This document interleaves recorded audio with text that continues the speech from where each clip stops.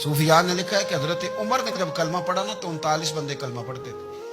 तो नबी पाक ने रात को दुआ मांगी, ऐ अल्लाह उमर को मुसलमान करके इस्लाम को इज्जत दे।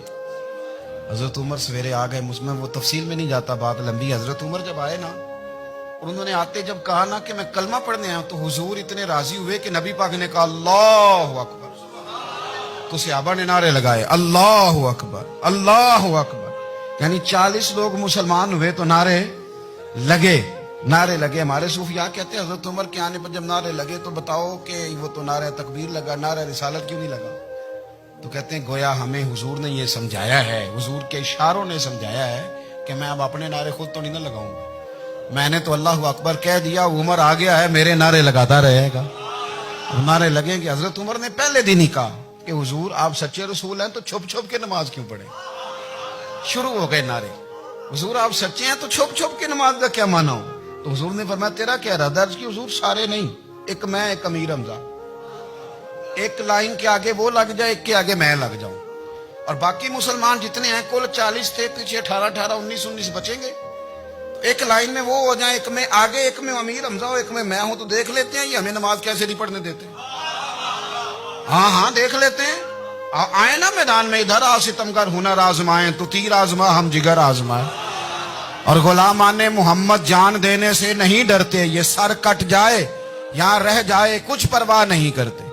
फरमाया भी पता चल जाता है ना, एक लाइन में हजरत अमीर हमजा हो गए, एक में हजरत उमर हो गए। पहले ये मारते थे, जो हरम शरीफ में मुसलमानों के तरीके पे नमाज पढ़ता था, ये जुलूसों की बड़ी बरकत है, अंदर बैठे रहे ना चुप करके, निकल जाएं तो पता कुछ भी नहीं चलता।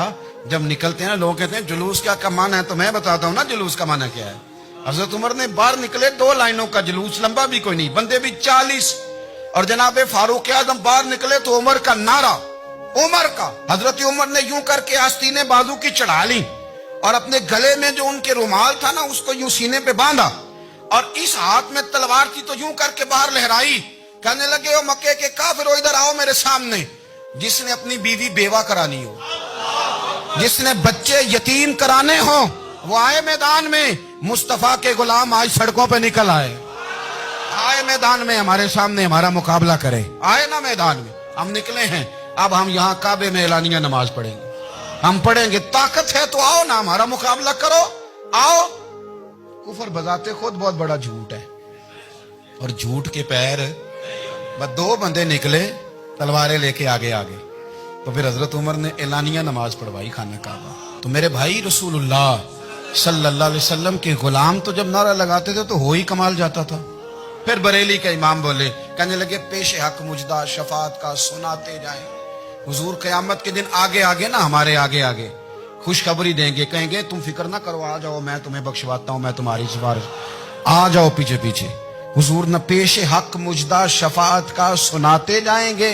यकीन करें बरेली के इमाम को भी बड़ा ही रंग आता है बयान करने का। कहने लगे आप रोते जाएंगे, अल्लाह को मनाना है ना हुजूर ने, कहते हैं पेश हक मुजदा शफात का सुनाते जाएंगे, आप रोते जाएंगे पर हमको हंसाते जाएंगे।